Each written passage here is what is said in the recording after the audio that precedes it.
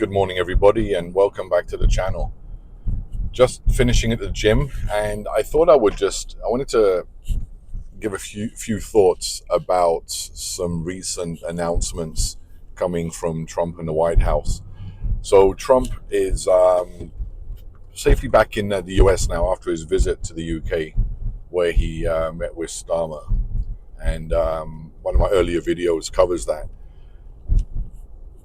But he found the time during his visit to present his new tariff framework, trying to address the trade imbalance between the US and its trading partners around the world. Canada didn't do too well in this, which raises a whole bunch of questions and concerns. So if you recall, the Conservative Party under Pierre Poilievre was commanding a very dominant lead prior to the federal election, showing a possibility that not only were the Liberals facing a deserved and sound thrashing at the polls, but they were at risk of losing official party status. But then a couple of things happened. Trudeau quit, and Carney was parachuted in. And then Donald Trump enacted a series of tariffs against Canadian imports. For Carney and the Liberals, that became the sole election talking point, the only thing that they were focusing on during the federal election campaign. It wasn't about homelessness. It wasn't about the cost of living crisis. It wasn't about the rising crime and a massive number of issues facing Canadians today. It wasn't to do with any of those things. The issues that Poilievre was addressing, all he was concerned about was attacking Trump, attacking the tariffs, and bolstering public opinion around this idea that the US was seemingly the enemy, promoting this extreme sense of Canadian nationalism against the Americans, culminating in this absurd elbows up campaign. So it was the elbows up crowd that convinced, or it was the elbows up crowd that basically won the election for the Liberals, giving them a majority government. Carney promoting himself as being the only person that can deal with Trump because of his business background, how he's an economist. He has a solid background in international banking and finance, being the former head of the Bank of England. The mainstream media in Canada did not at all cover any of the negatives of Carney's tenure as the governor of the Bank of England. It skipped over a lot of the content of his books, his public pronouncements, positioning him only as the white knight who was going to come in and save Canada against the evil American empire, against the tariffs, against Trump.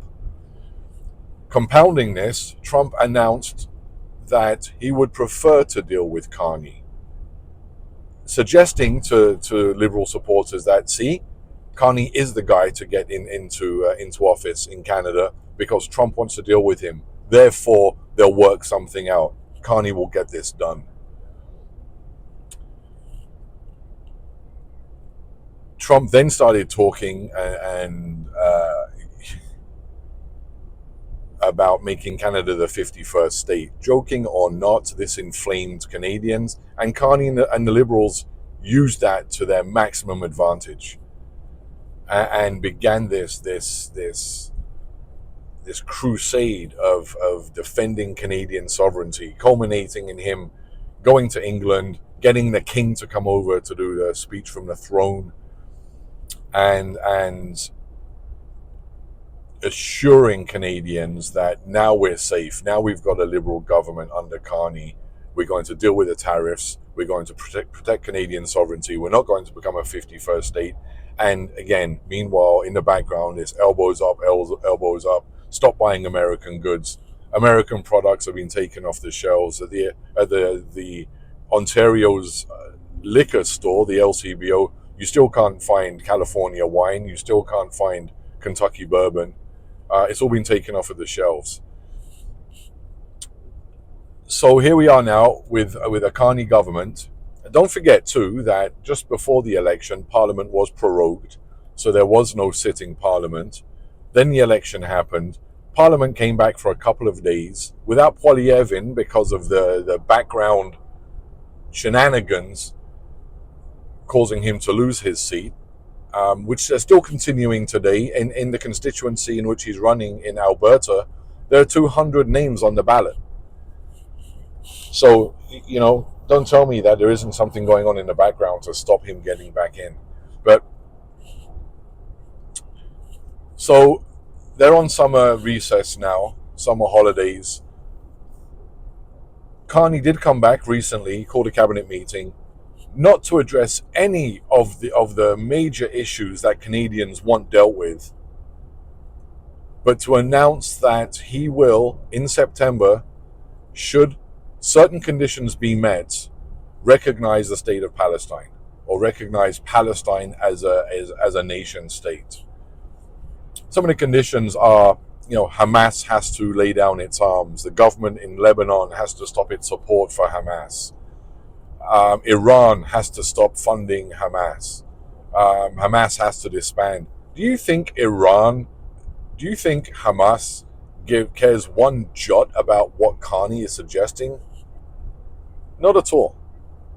But these are the conditions. And so he intends, following Macron in France's statement and Starmer's statement, they will also recognize the state of Palestine.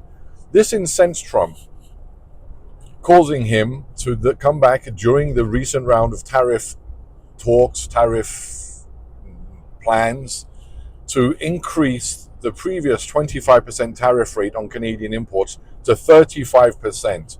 Now, if you look at all of the other countries which are facing tariffs from the US, every single one of them, I believe, every single one saw a decrease in the tariff rates. Not Canada. Canada saw an increase. And I believe the only country with a higher tariff rate than Canada is Syria. So Canada's facing a 35% increase in tariffs. But hold on, the mainstream media says, don't worry, it's not the end of the world, it's okay. Because of the Canadian-US-Mexican trade agreement, the majority of goods are not subject to that 35% tariff. They fall under that trade agreement. What they don't really focus on, though, is that certain industries are not covered by this. Steel, aluminium, lumber, and the automotive sector. Sectors of the economy or of industry that employ thousands and thousands and thousands of Canadians. So what about those guys? What about their jobs that are now subject, at risk of being lost because of the tariffs imposed on the products they're producing? So where was Carney? Where was Carney getting us this amazing deal dealing with Trump? Hasn't materialized. It feels like we've been hoodwinked. Absolutely hoodwinked. Meanwhile, the Liberal government is still carrying on with things that I suggest that Canadians don't want. How many more millions now have been donated to the Ukraine to carry on this war, to keep this war going? So he's going to recognize the state of Palestine, while at the same time, don't forget, still supplying Israel with weapons. So, talking out of both sides of his mouth. But yeah, I feel we've been hoodwinked. He hasn't delivered. Canada's facing 35% tariffs. He hasn't been the man to go down to Washington and deal with Trump. Canada's been hoodwinked. Canadian voters have been hoodwinked. Elbows up, look where it's gotten us. We're still dealing with massive spikes in the use of food banks, housing price increases, a lack of affordable housing, a shortage of housing,